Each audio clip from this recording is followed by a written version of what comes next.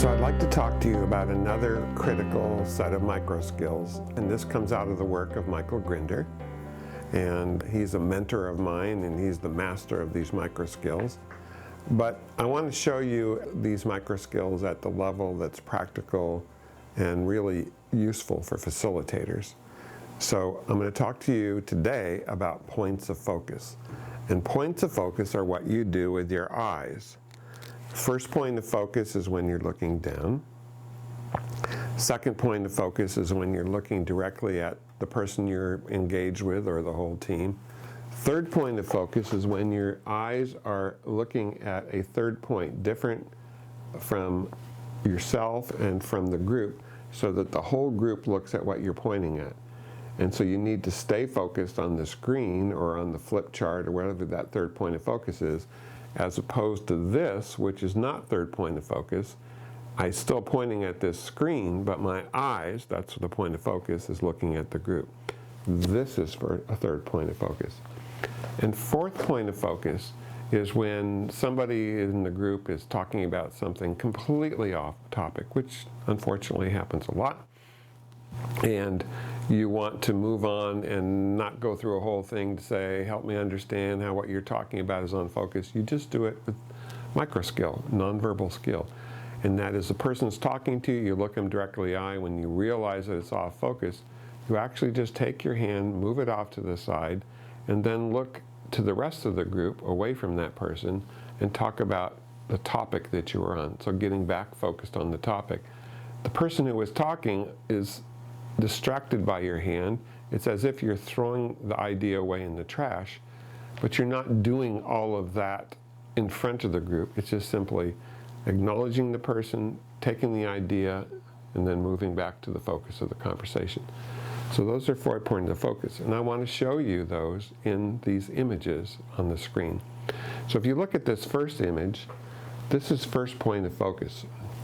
What you see in this image is the leader of the group, the woman who's standing, or at least she's the facilitator of the group. She's pretty much looking down. She's making a little bit of eye contact with the members of the group, but what you see happening by her looking down, it enables the rest of the group to be not focused on her, but be engaged in conversation with one another.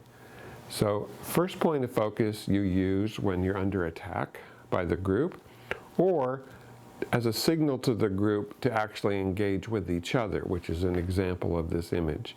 So you're looking down so that people's eyes will move to other eyes, since you're not looking at them, and they'll engage in conversation. Second point of focus is when the speaker of the group, and you'll see in this image that everybody's making eye contact with the speaker. And in addition, everybody's, of course, in rapport. They're all smiling, they're all leaning forward. And that's probably the most common form of point of focus, is when you're making direct eye contact. Second point of focus is used when you're moving towards solution, and the meaning of it is about engaging and keeping the relationship. And that's well depicted in this particular image. Third point of focus is, as I described earlier, is when you're using a prop.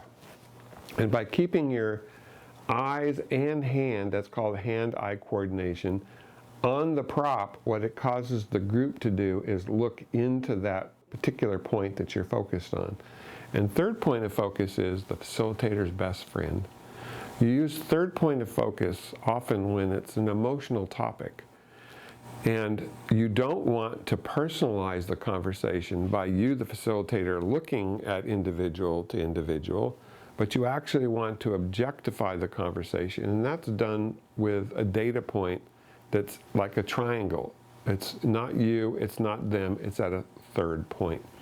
And so third point is a very powerful tool. Imagine you're talking about some critical negative data.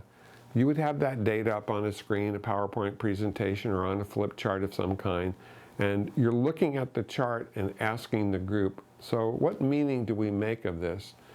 Because it's third point, people will tend to objectify. They won't personalize.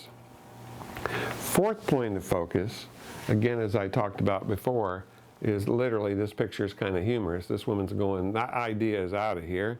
And you notice she's smiling and she's doing it with respect and fun.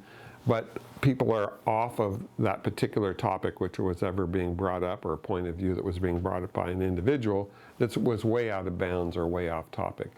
So you subtly use fourth point of focus. You literally take the idea and throw it over off to your side, or as she has her thumb up, and you refocus your eyes and your conversation on the topic that you were on before this idea was interjected. So that's very quickly 4 points of focus. It's what you do with your eyes. It's nonverbal, it's effective, it's quick, great facilitator tools. So that's what I wanted to share with you today. Bye for now.